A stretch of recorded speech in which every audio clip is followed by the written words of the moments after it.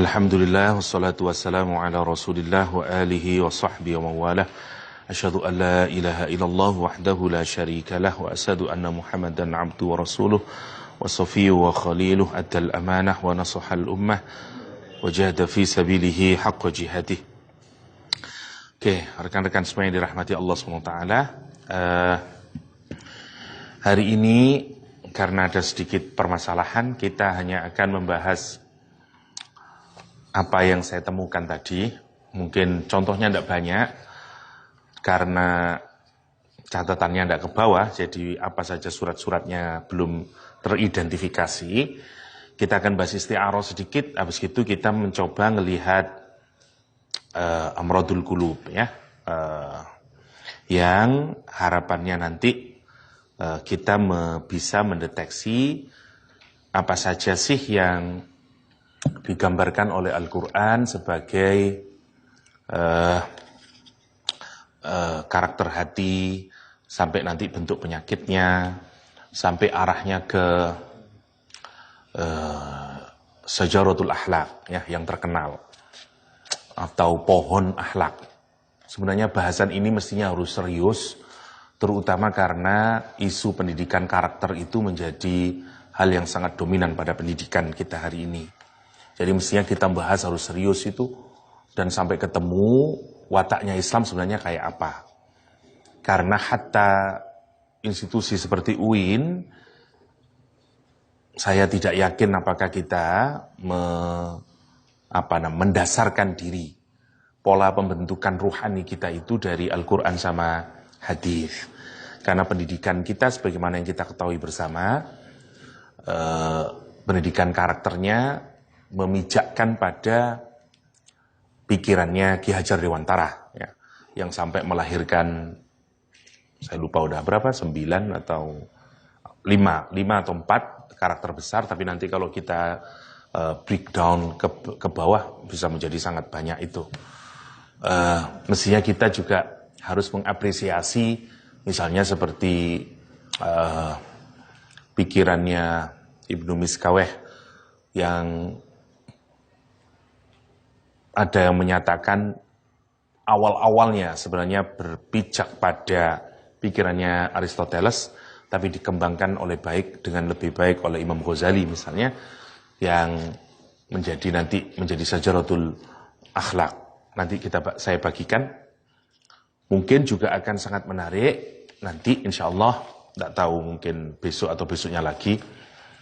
Mungkin besok kita masih membahas tentang balaghah. Saya cari tulisannya biar selesai. Habis itu kita akan melihat setelah nazam, entah kita pikirkan lagi nazam atau kita akan bahas tentang Syajaratul Akhlaq sama amradul qulub. Ada satu acara yang juga sangat menarik, mungkin terutama buat mahasiswa pendidikan dan psikologi untuk diikuti, tentang akhlak juga, Syajaratul Akhlaq, yang diasuh oleh Habib Ali Al-Jufri ya. Cari saja di YouTube, ada kayaknya Sajarah TV namanya. Jadi beliau membicarakan tentang akhlak di dalam Islam, tapi per item ya. Dan itu jadi satu program televisi indah, bagus banget. Terutama menurut saya mahasiswa pendidikan dan psikologi, it's must. It's good source ya. Salah satunya dari Habib Ali Al-Jufri ya. Cari Sajarah TV tentang akhlak ya, dari Habib Ali Al-Jufri. Itu satu program urut ya dari awal. You bisa gunain itu untuk memahami lebih detail ya. Oke. Ini saya mohon maaf kita tidak banyak untuk yang nurusin balaghah karena tidak membawa bukunya. Kita kembali lagi ya, kemarin kita sampai di isti'arah, yang artinya meminjam. Cluenya adalah bahwa kalau di isti'arah tasrihiyah musabbahnya mising, kalau di isti'arah makniyah musabbabihnya yang mising. Mahrus seperti singa ya, atau mahrus singa. Mahrus musyabbah, singa musabbabih. Kalau mahrusnya saya hilangkan menjadi isti'arah tasrihiyah, Kalau singanya saya hilangkan menjadi isti'arah makniyah. Kemarin kita masih di isti'arah tasrihiyah, ngambil contoh ihdinas siratal mustaqim. Jadi yang dihilangkan sebenarnya makhrusnya, bukan singanya. Maka as-siratal mustaqim menjadi singanya. Nah kita harus mencari makhrusnya apa ya? Siratal mustaqim itu titik-titik-titik seperti siratal mustaqim. Lah gitu toh. Nah, kita berarti harus bisa berimajinasi kira-kira apa yang bisa mengantarkan kita kepada as-sirat al-mustaqim. Maka kemarin kita lihat as-sirat al-mustaqim adalah al-Islam. Ya, jadi al-Islam kas-siratil mustaqim. Kan gitu sebenarnya. Islam itu seperti siratal mustaqim. Oke. Kemarin sudah kita bahas ya siratal mustaqimnya. Oke, kita kasih contoh yang kedua. Misalnya surat Ibrahim ayat 1. Alif lam ra kitabun anzalnahu ilaika litukhrijan nas minadh-dhulumati ilan nur biidzni rabbihim ila siratil azizil hamid, kata Al-Qur'anul Karim. Ya. Kitabun, kitab ini anzalnahu, ya, kami turunkan kepadamu, kepada ilaika, kepadamu Muhammad sallallahu alaihi wasallam. Kitab ini kami turunkan kepadamu Muhammad, fungsinya kata Allah SWT, litukhrija, untuk mengeluarkan annas, manusia, minadh-dhulumat ilan nur, dari kegelapan kepada cahaya. Sekarang kita pikirkan, dari kegelapan kepada cahaya. Yang punya sifat gelap apa? Sama cahaya. Ya cahaya, kan gitu loh. Misalnya, sebenarnya ini kan wataknya api sebenarnya ya. Kalau misalnya tidak ada api menjadi gelap, ada api muncul cahaya. Ya. Kita harus mikir berarti ad-dhalalah ya, sama an-nar, ad-dhulumat sama an-nar adalah apa? Musabbabihnya. Lah kita harus nyari musabbahnya. Kira-kira apa yang bisa kita setarakan, atau kalau kita bisa kasih komparasi, apa yang paling dekat dengan ad-dhalalah dan apa yang paling dekat dengan an-nar? Apa kira-kira? Kegelapan itu komparasinya mirip apa sebenarnya?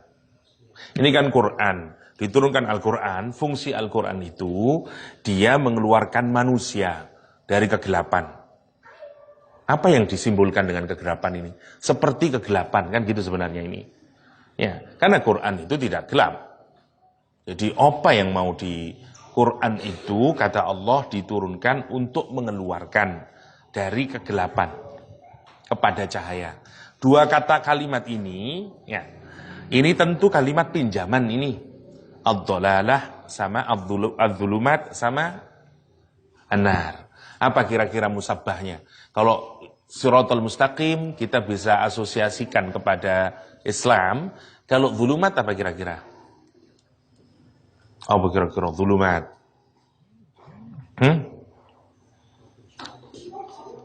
Ad-dhulumat, kegelapan. Sama dengan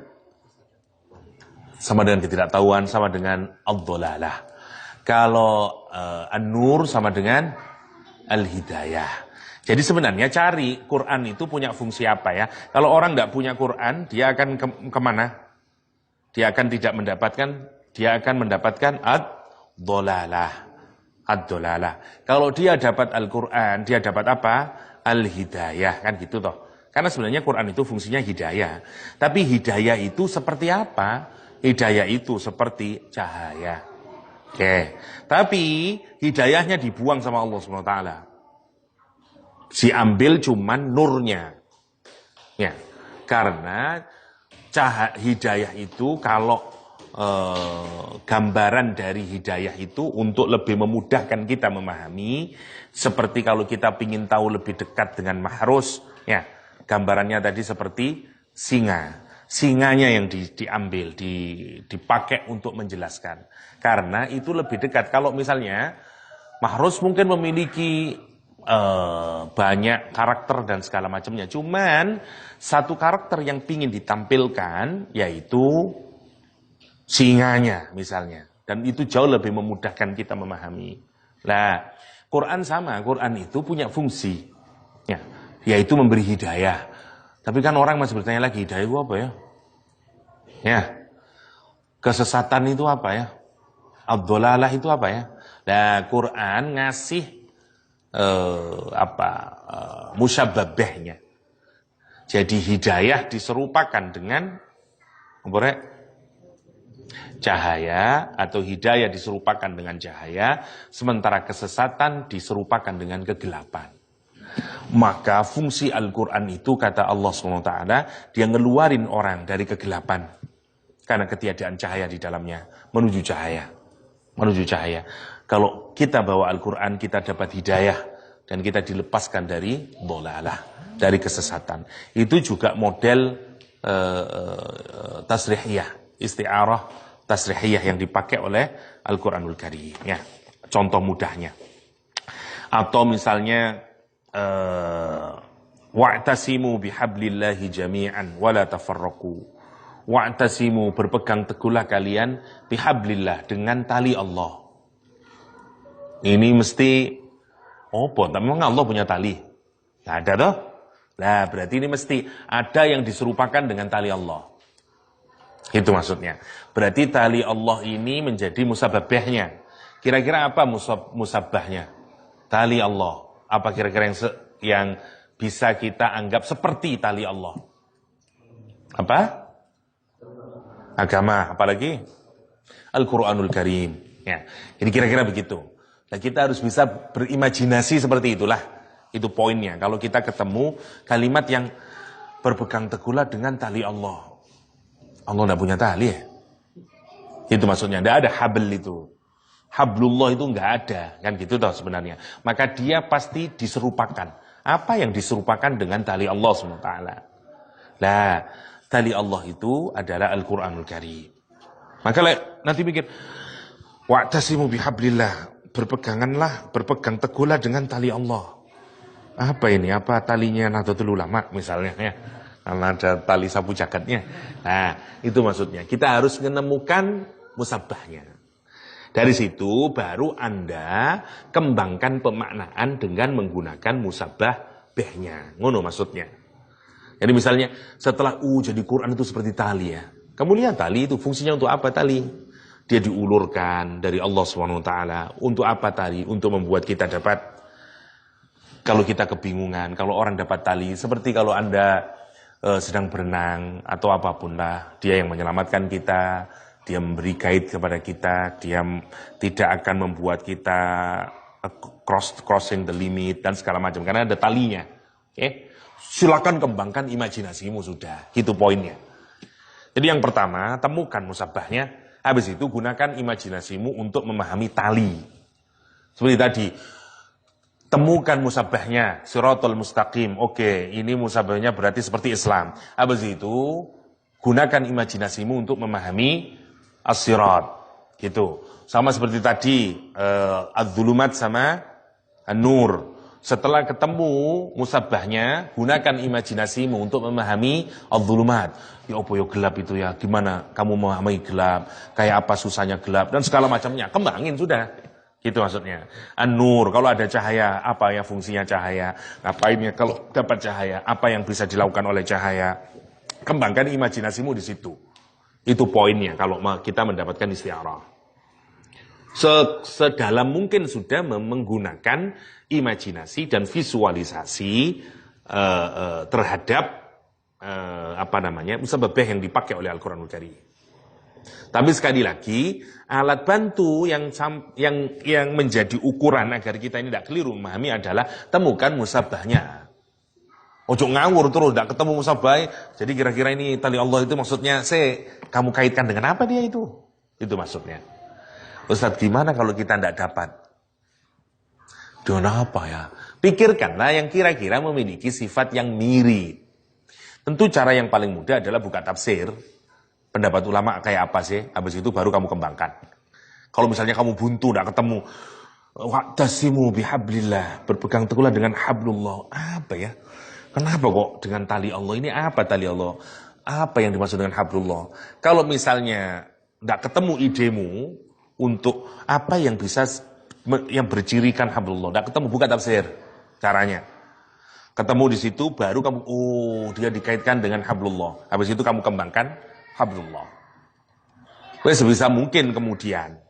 Gitu kira-kira kalau ketemu isti'arah tasrihiyah. Ya. Faham toh? Mudarek. Jadi poinnya di situ. Poinnya adalah satu, tangkap musabbahnya yang pertama. Yang kedua, kembangkan imajinasi dan visualisasimu terhadap musabbah yang dipakai oleh Al-Quranul Karim. Tidak akan keliru kalau sudah kayak begitu. Dan pasti akan juicy memahaminya.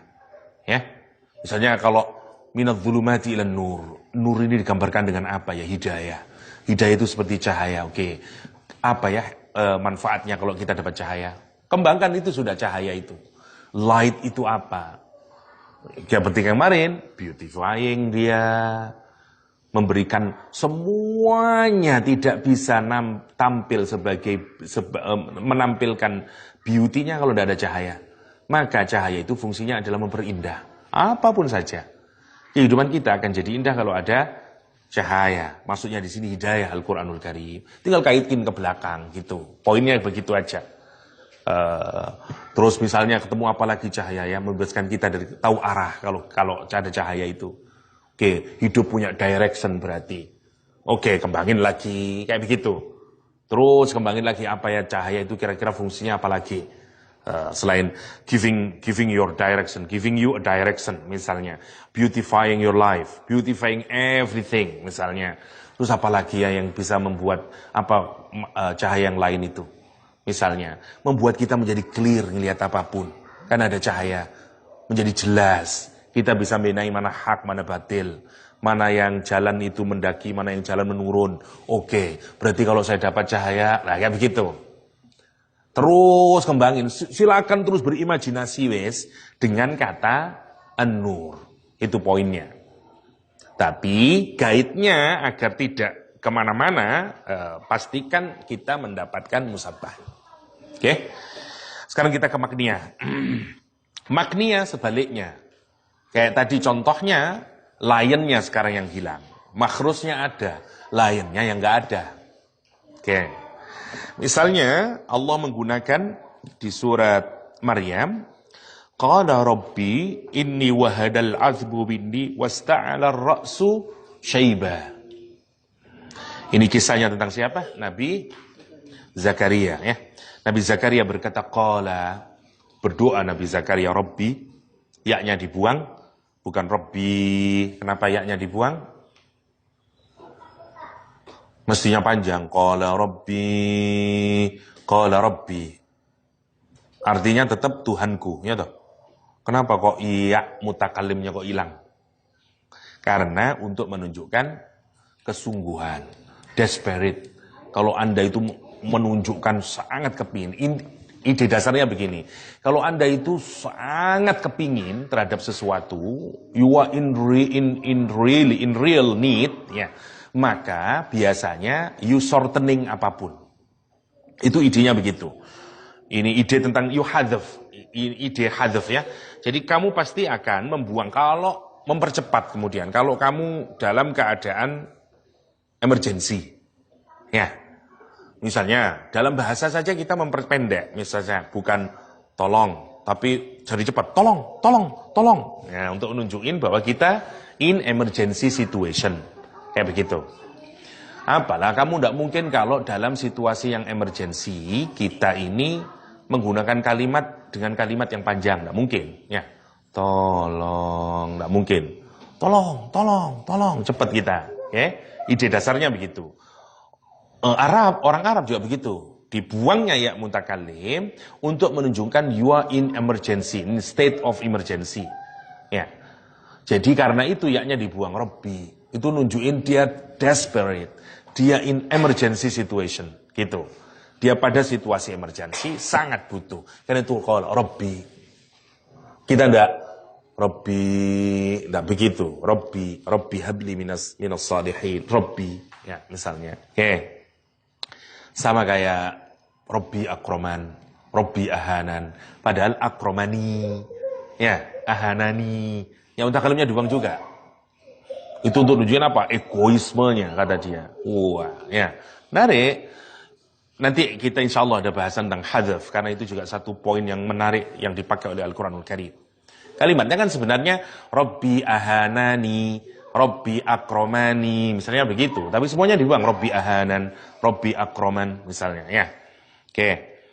Ini sesungguhnya aku, wahanal azmu, ya, minni, wasta'ala ra'su syaiba, al-azm, tulang, ya. Tulangku ini, wahana, telah rapuh, minni, dariku ini. Menarik, saya tanya, manusia itu ada berapa tulangnya? Ada banyak. Mestinya kalau memang Nabi Zakaria mengeluhkan tubuhnya yang sudah sepuh, sudah rapuh, mestinya menggunakan jamak atau mufrad untuk tulang. Jamak lah. Kalau kamu, aduh tulang-tulangku loro kabeh aku. Kan gitu toh? Mestinya idham, bukan azm. Begitu. Mestinya tulang-tulang. Karena kalau Anda mau menggambarkan desperation, Anda mau menggambarkan situasi emergency, maka Anda menyatakan loro kabeh tulangku. Lah iya toh? Tulang saya sakit semuanya. Tapi di sini pakai mufrad. Berarti tulang sing endi? Lah ngono kamu mikirkan. Kenapa kok wahanal azmu? Bukan idham, bukan dipakai jamak. Kira-kira apa maksudnya? Maksudnya adalah karena saking sempuhnya, seluruh tulang itu, kata Nabi Zakaria, bagi Nabi Zakaria seperti hanya satu tulang. Dan itu semuanya sudah rapuh semuanya. Ada orang menyatakan gegerku loro, tapi tangan masih oke. Kakiku sakit semuanya, tapi dengkul loro, tapi masih yang lain masih oke. Bagi Nabi Zakaria, seluruh tulangnya itu, bagi dia hanya seperti satu tulang. Yang semuanya sudah rapuh, untuk gambarin sepuhnya, rek. Wah, itu kalimat yang dipakai. Menarik Quran itu, ya, gambarannya. Jadi Robbi, satu menunjukkan emergency state, ya, situation. Lihat, karena dia sudah sangat desperate, diawali dengan kata inni. Sungguh ya Allah, no doubt at all. Gak ada keraguan ya Allah. Inni, kata dia. Wahanal azm minni. Tulangku ini, kata dia. Sampai kayak dipisah antara dirinya dan tulang. Ya, tulangku ini rapuh dari diriku ini. Kok saking nunjukin, saya udah tidak mungkin ya Allah. Sepuh, sudah sangat tua, itu poinnya. Ya. Wasta'ala, dan menyala ar-ra'su, kepalaku ini, ya, syaiba dengan uban. Nah sekarang, menyala sifatnya apa? Sifatnya api. Nah, sifatnya api. Ya. Oke. Syaiba, apa itu? Uban. Jadi uban diserupakan dengan apa? Dengan api sebenarnya. Cluenya ada apa kata wasta'ala. Jadi sebenarnya uban seperti api yang punya sifat menyala dan kelihatan menjadi kelihatan. Jadi yang dibuang apanya? Apinya. Makhrus seperti singa. Kan gitu toh. Sekarang uban seperti api sebenarnya yang menyala. Tapi cluenya dikasih sama Allah, yaitu ista'ala itu. Wasta'ala ar-ra'su syaiba. Itu maksudnya. Jadi, kalau musababihnya yang omitted, yang dibuang oleh Allah SWT, namanya isti'arah makniyah. Itu bayangin, karena saking memutihnya. Wah, sampai ista'ala. Itu kan sangat, kalau kamu melihat api yang menyala, di tengah kegelapan kelihatan sekali. Ini semuanya orang ungkapan desperation, ya, ungkapan yang orang sekarang ngomong lebay, ya. Saking apanya? Saking desperate. Itu ibarat kamu kayak cintamu sudah sangat nemen kayak begitu sampai tulangku ya Allah semuanya sudah rapuh. Ya, kata dia. Yang kedua, dia ngomong apa? Ubanku di kepalaku itu udah menyala. Bayangin ya. Sebenarnya menyala untuk api. Tapi ibarat seperti kamu di kegelapan, orang yang sangat sepuh. Sampai seakan-akan ini udah saking kelihatannya, saking sepuhnya. Itu saking, boleh memang harus gitu kita kalau berdoa. Sama seperti di Al-Quran menyatakan, may yujibul muttarra idza da'a. Siapa yang akan mengabulkan orang yang dalam posisi emergensi? Muttar itu sudah orang pada posisi emergensi. Jadi memang salah satu clue agar doa kita diterima adalah buat dirimu dalam keadaan emergensi. Itu Allah sendiri yang menyatakan, amma yujibul muttarra idza da'a. Siapa yang mengabulkan doanya orang yang dalam posisi muttar? Karena itu kata para ulama, kalau kamu doanya pingin diterima oleh Allah, posisikan dirimu pada posisi muttar. Di pondok nanti duit, jangan utang, jangan ke siapapun, ya Allah. Mati kalau ya Allah lembaga temangan nih. Ya, minta ya Allah. Kalau kita muttar, ya sih sama Allah itu. Itu maksudnya. Tapi kuat-kuatan, ya. Maksudnya Allah itu tahu ya pada saat-saat tertentu di mana memang sudah sangat genting dikasih oleh Allah SWT, namanya muttar. Dan situasi yang digambarkan oleh Nabi Zakaria adalah situasi al-muttar. Amma yujibul muttarra idza da'ah, kata Al-Qur'anul Karim. Ya. Wasta'ala ar-ra'su sayba walan akun bidu'aika rabbi syaqiyya. Masya Allah ya. Orang menunjukkan lemahnya dirinya dan segala macam. Satu sisi ini gambaran dari orang yang super tawadhu ya, khuduknya kepada Allah, harapannya hanya kepada Allah SWT.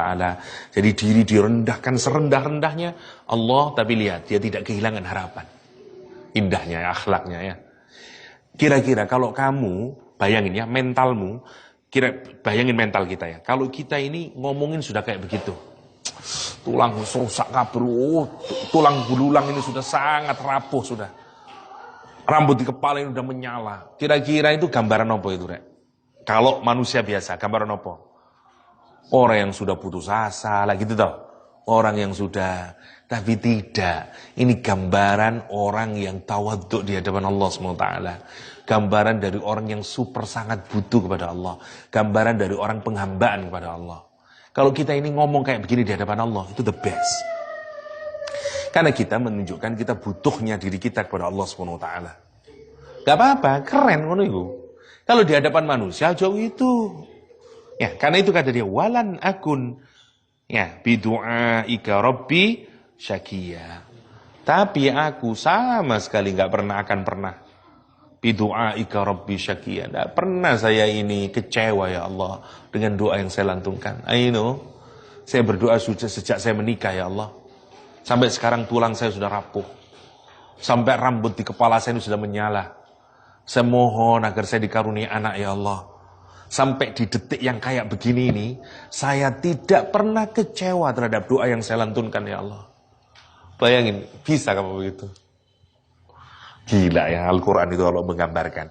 Bayangkan, ibarat orang itu menikah usia 20 tahun atau 30 tahun.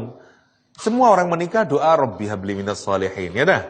Rabbana hablana min azwajina wa dzurriyyatina ya Allah. Kasih saya dzurriyyah ya Allah. Kasih saya keturunan ya Allah. Sampai tulangnya melepuh semuanya. Rambutnya beruban semuanya. Saya katakanlah 90 tahun. You doa tentang satu hal dari usia 30 tahun, ini kita bikin logika sekarang ya, sampai usia 90 tahun, berarti berapa tahun kita berdoa? 60 tahun berdoa, dan di dalam hatimu sama sekali tidak ada kekecewaan, mampu?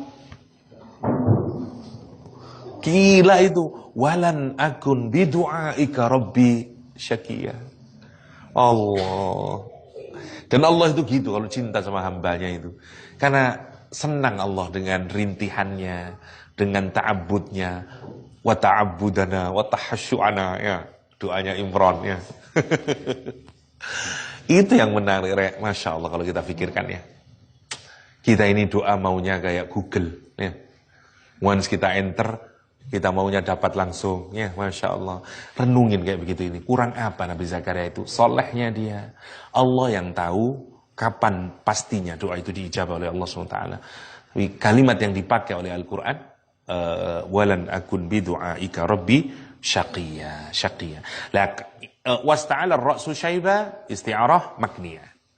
Nah, kita harus pinter itu. Kembangin sudah menyala. Berarti menyala itu apa? Oke. Api itu menyala. Api itu kapan menyalanya? Kalau begitu dalam kegelapan makin kelihatan dia. Oke. Semua orang itu rambutnya hitam. Dia sendiri yang memutih. Wah, kelihatan semua. Kembangin, terserah. Visualisasikan kemudian. Poinnya begitu. Ya. Oke. Contoh lagi. Wahfid lahuma janahadzulli minar rahmah. Ya. Wahfid apa? Wahfid lahuma janah. Janah apa janah? Janah sayap, wings ya. Siapa yang punya sayap? Burung lah. Berarti bisa ditebak musababahnya apa? Burung. Gitu. Karena cluenya di situ seperti wasta'ala ar-ra'su ista'ala menyala api ini berarti sopo ini yang diserupakan dengan api ini. Karena dibuang apinya sama Allah. Sama seperti ini janah berarti burung. Apa yang diserupakan dengan burung? Cariin itu sekarang. Wahfid lahuma janahadzulli minar rahmah. Wa qur rabbirhamhuma ila akhirih. Ya. Wahfid lahuma janahadzul. Sayap kerendahan. Adzul sama dengan kehinaan ya. Hina, zillah. Seperti apa di Quran katanya dipakai juga. Aizzatin alal kafirin, bener ya? Azillatin alal mu'minin. Ya, azillah sama orang mukmin. Aizza sama orang kafir. Apalagi penggunaan kata itu ya di dalam Al-Quran. Zillah kerendahan, kehinaan, itu maksudnya. Janahadzul. Berarti sayapnya kemana sekarang? Sayapnya berarti ada sayap. Kalau Anda mengkomparkan janahadzul, sayap yang rendah, berarti burung itu sayapnya bisa ngapain, Rek? Bisa ke bawah, bisa ke atas. Lah gitu toh. Bisa terbang dia ke bawah, terbang kok bawah. Bisa turun dia ke bawah, bisa ngepak dia ke atas. Gitu. Berarti kalau janahadzuli ke bawah atau ke atas? Imajinasimu sudah sekarang, berarti ke bawah. Oke toh. Sekarang dipikirkan, ini sebenarnya siapa yang digambarkan dengan burung? Siapa yang digambarkan dengan burung? Sopo. Rendahkan sayap kerendahanmu, ya, karena kasih sayang kepada kedua orang tuamu. Berarti sopo yang digambarkan ini? Anak lah. Kita disuruh oleh Allah SWT. Birrul walidain ini maunya. Jadi kebaikan kita kepada orang tua kita atau birrul walidain kita kepada kedua orang kita itu digambarkan oleh Al-Quran seperti burung. Kamu itu seperti burung. Dalam hal apa? Dalam hal birrul walidain kepada orang tua, terutama saat orang tua sudah tua. Itu maksudnya. Nah sekarang kamu pikirkan. Sekarang visualisasikan. Semakin visualisasimu baik, semakin baik memahami isti'arah makniyah. Ini tidak bisa kalau kamu cari terjemahannya, tak mungkin. Yang kamu gunakan adalah visualisasi dan imajinasimu tentang burung. Sekarang kamu perhatikan burung itu ngapain ya? Atau semua hewan yang bersayap lah, ayam atau hewan-hewan yang lain. Kapan kamu melihat burung itu menurunkan sayapnya dan kemudian dia wahfid, dia menurunkan sayapnya? Kapan dia? Kalau kedinginan. Sekarang hubungannya antara apa tadi? Yang pinter-pinternya orang tua sama anak. Oke, burung ke bawah. Sekarang kamu kapan ngelihat burung itu kemudian tidak mengepakkan sayapnya ke atas, tapi dia mingkem gini? Saat dia ngerami, good point. Itu imajinasinya berarti. Jadi dia saat ngerami anaknya. Kenapa dia ngeramin? Melindungi, proteksi. Oke. Biasanya kamu nyontoin apa? Kalau kamu nonton Ojo gaya wong kutho lah, wong desa kita semuanya ini. Oke. Kalau Anda merawat ayam, ya, terus ada anak-anak yang kecil, terus ada babonnya, terus ada ayam yang lain yang mau ngapain? Mau nyakitin, apa yang dilakukan oleh babon ayamnya? Dia gini, Nek. Dan dia dibiarkan tubuhnya itu, ya toh, meskipun kena pato, ular, kena cakar-cakar ayam, kena cakar kucing, ya. Kamu pernah nggak ngelihat itu? Saya dulu pernah, sekarang nggak pernah. Sekarang kan orang Kota Malang, ya. Iyalah kalau mah harus dikencong sana banyak masih, ya. Maksudnya adalah gambarannya itu, Rek. Gambarannya yang mau digambarkan oleh Al-Quran. Jadi menarik Al-Quran itu kalau kita bilang. Jadi kuatkan imajinasimu membayangkan. Ya, jadi ada anak binatang, anak ayam atau apapun, dilindungi karena ada serangan dari luar.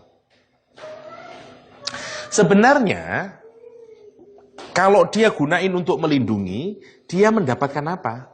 Tidak mendapatkan apa-apa. Yang dia mendapatkan adalah anaknya terproteksi. Dia mentingin siapa berarti? Mentingin anaknya, hilang sifat egoismenya. Karena mentingin anaknya. Dan dia rela dirinya sendiri sakit. Ya dah? Disakitin, dicapit-capit. Terus gini dia. Apalagi kalau ada elang yang mau mangsa anaknya. Wow, terus ya dia begini. Oke. Padahal kalau dia mau egois, mau apapun. Apa yang dia lakuin? Dia kepain sayapnya. Dan dia bisa terbang makin tinggi. Ya, kalau dia mikirin dirinya sendiri, dia bisa terbang tinggi. Dia tidak peduli.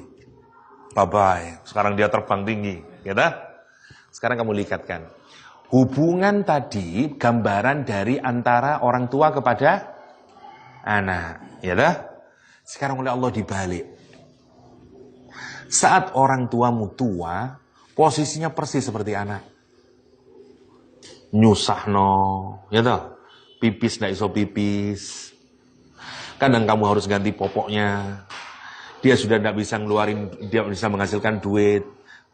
Kalau dia minta makanan, minta uangmu.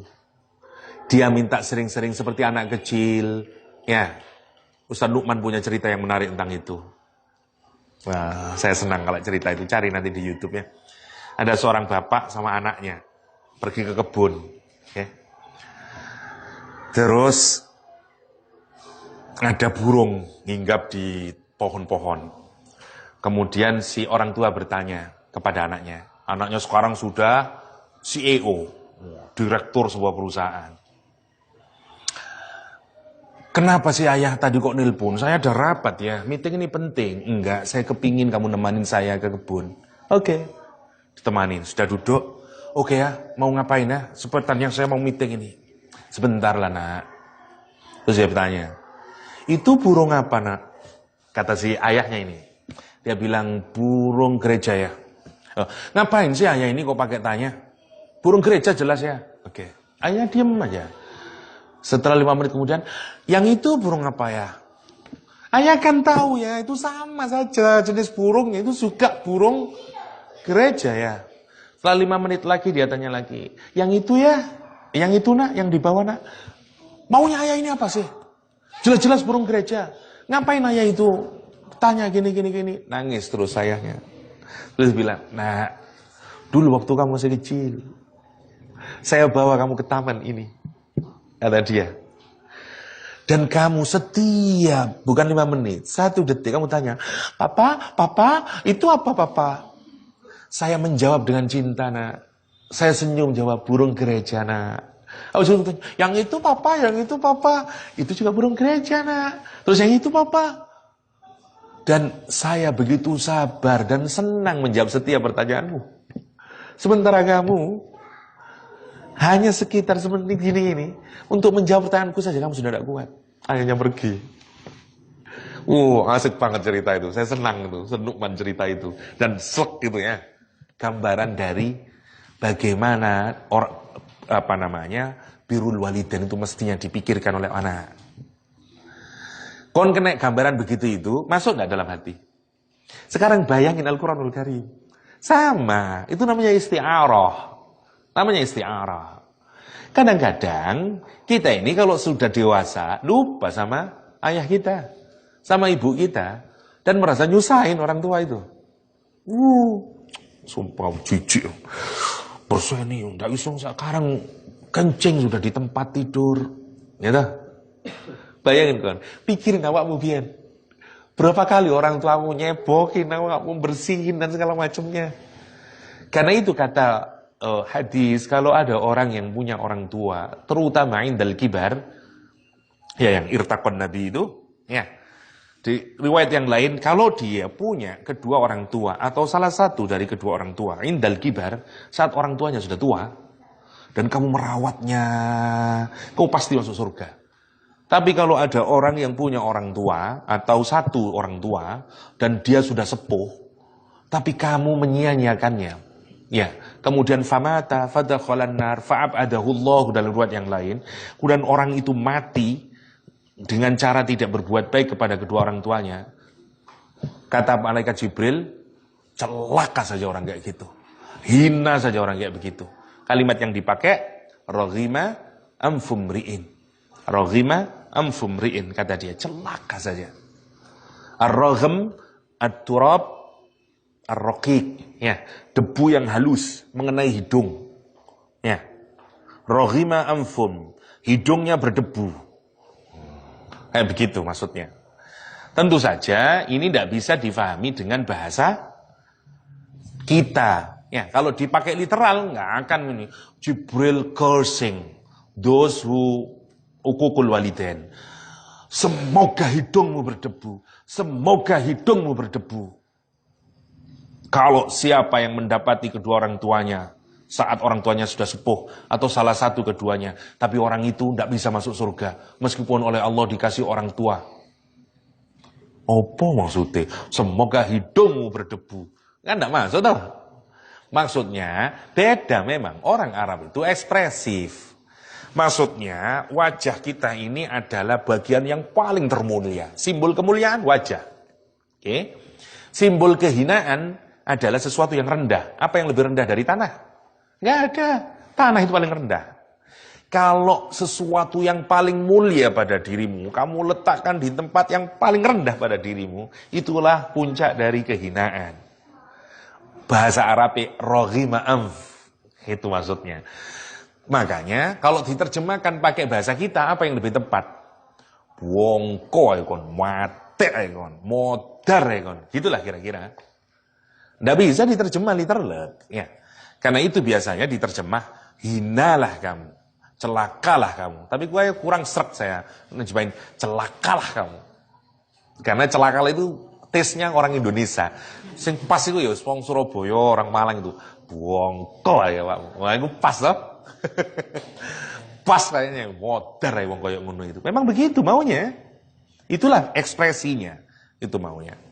Oke, indah Quran menggambarkan itu. Sekarang dibikin istiarohnya itu kayak begitu. Kamu itu seperti burung. Kamu itu seperti hewan yang lihat hebatnya Al-Quran. Tidak dikasih burung, cuman hewan yang bersayap, yang punya janah. Jadi ada janah yang adzul, ada janah yang melangitkan engkau. Biasanya anak kalau sudah besar, dia lupa. Dia ingatnya melangitkan diri. Wah, kalau dia sudah jadi somebody, dia rapat. Seret, ibunya nelpon. Assalamualaikum, Mam. Sorry, Mam, I'm in meeting. Nanti saya telepon lagi, Mam. 15 menit telepon lagi dia. Sebentar, Bu, saya masih meeting lagi, Bu. Nanti saya telepon, Bu. Ibunya kecewa. Anakku lupa sama saya udah. Habis itu dia tunggu sehari, tidak ada yang nelpon. Seminggu, tidak ada yang nelpon. Dia udah lupa. Padahal yang dia ingin apa? Kita mikirnya rasional. Karena you sudah di atas. Sayapmu sudah melambung ke atas. Dan kamu ingat, gampang lah nanti saya kirim duit lah. Dan segala macamnya. Orang tuamu kepingin dengar suaramu. Dia masih ingat. Dia mikirin kamu itu seperti baby yang dulu itu. Yang dia inginkan cuma dengar suaramu. Ya apa kabarmu nak? Nonton kamu makan. Karena dia ingat nyuapin kamu. Yang begitu itulah orang tua. Tapi anak, waktu begini dia lupa sudah semuanya itu. Ibu ini maunya apa sih? Sudah saya kirim tiap bulan 10 juta. Kok masih kurang aja, maunya apa sih? Mom, please understand me. I'm busy, Mom. Ya bayangin. Itu maunya Al-Quranul Karim. Dengan menggunakan istiarah ini. So, geleng-geleng kamu cara Allah menggambarkan. Ya Allah, wahfid lahuma janahadzul. Dan dikasih janahadzul. Sayap kerendahanmu. Ngerendah di hadapan orang tua. Masya Allah ya. Dan wahfid. Itu suruh, jangan ngepakkan ke atas. Disuruh ke bawah. Remono wong tuamu itu. Lah sekarang kembangin. Saya disuruh, sayap saya itu ngeremin orang tuanya. Kembangin visualisasimu. Imajinasimu. Apa berarti yang harus kamu berikan? Proteksi orang tuamu. Beri dia kehangatan. Pastikan agar kalau telur itu anak-anaknya tidak, dan segala macamnya. Pertanyaannya, apakah kita sebagai anak sudah seperti itu kepada orang tuanya? Terutama saat kibar. Karena dibalik oleh Allah. Orang tua itu nanti seperti anak. Nyusahinnya. Tapi kamu tidak sadar kalau sudah nyusahin itu seperti dulu kamu juga nyusahin sama dia. Ya. Nanti beda banget. Tidak jarang ada anak yang dengan senyum ngerawat orang tuanya kalau sudah sepuh. Semua orang tua senyum merawat anaknya waktu dia menjijikkan.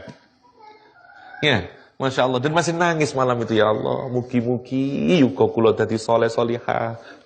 Bayangin. Anak, apalagi kalau semakin sibuk, lupa sama orang tuanya. Tidak doa dia. Ya Allah, semoga orang tua saya masuk surga ya Allah. Jarang. Ya Allah, istri saya ya Allah. Anak saya ya Allah. Lupa sama orang tuanya. Bayangin, gue mikirin terus kan. Ya Allah. Gendeng aku ya, lali aku yang ibu lah mana. Itu diingatin wahfid lahuma janahadzul minar rahmah. Dahsyat rek kalimat ini rek. Ya, ini bisa bikin kalimat kayak begini ini top ini. Udah tidak butuh nasihat apapun kamu, ya toh. Aku tuh mulai dari sini harus berbuat baik sama orang tua. Harus ngono kon. Hanya dengan kalimat wahfid lahuma janahadzul minar rahmah. Powerful itu, powerful. Ya. Kasal, kapan kita gunakan visualisasi, kita gunakan imajinasi kita. Itu tujuannya balaghah, sekali lagi. Kemampuan kita melakukan visualisasi dan imajinasi. Imajinasi. Tapi kalau kamu pakai bahasa Indonesia, dapat. Nggak dapat. Apa? Ya ono boleh Indonesia nih terjemahannya. Nggak ada di sini. Ya apa terjemahan itu? Ali Imran 18. Dan rendahkanlah, ya apa nih, ya coba bahasa Indonesia, coba artikan. Anda ntar ya? Ada? Gimana? Bener ya? Ali Imran 18, bener enggak? Ali Isra 24, ya apa artinya? Oh no mas, kepingin tahu saya bahasa Indonesianya. Dan rendahkanlah dirimu. Coba berapa kata yang hilang itu? Dan berapa keindahan yang hilang. Dan rendahkanlah dirimu, terus? Loh, coba, janah hilang. Nggak bisa. Itulah kenapa kita harus belajar bahasa Arab. Gitu. Moco terjemahannya terus. Dan rendahkanlah dirimu. Maksudnya ya apa ngerendahkan dirimu? Baru terus nafsiri. Jadi kita ini harus merendahkan diri dari orang tua. Coba bayangin, nggak ngono maksudnya Quran. Berapa banyak mubaligh yang ngawur terus menjelaskan itu, ya toh?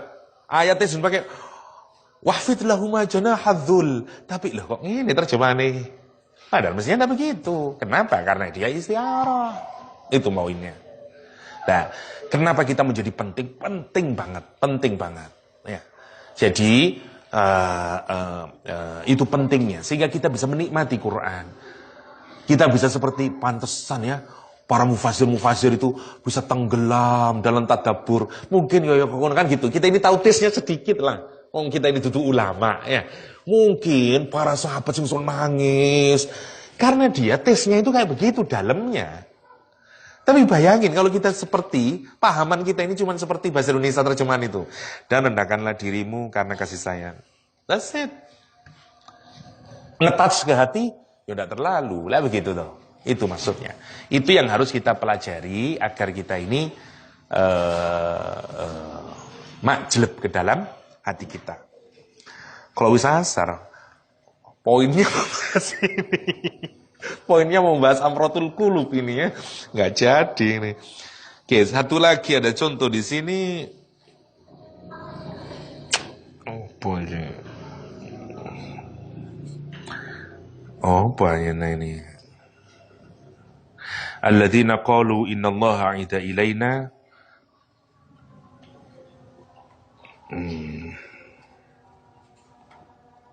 Jangan yang itulah, Yusuf.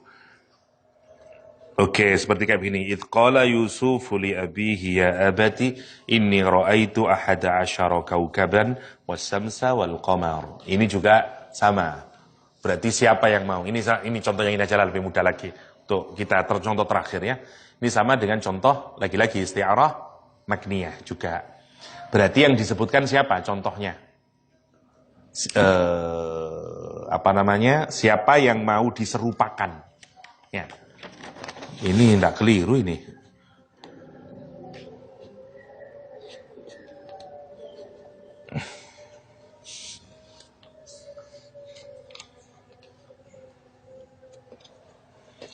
Oke. Kalau ini menjadi contoh makniyah, maka yang hilang apa lek makniyah? Musababahnya, lionnya yang hilang atau singanya yang hilang. Ya, ini tidak cocok, kurang ya.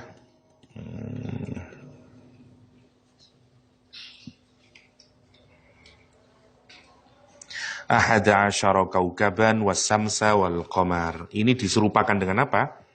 11 bintang, matahari dan bulan diserupakan dengan saudaranya Nabi Yusuf ya. Jadi 11 bintang seperti 11 saudaranya Nabi Yusuf. As-Sams seperti ayahnya Nabi Yusuf. Al-Qamar seperti ibunya Nabi Yusuf. Nah, berarti yang hilang apa? Yang hilang apanya? Mestinya apa ini disebut apa ini?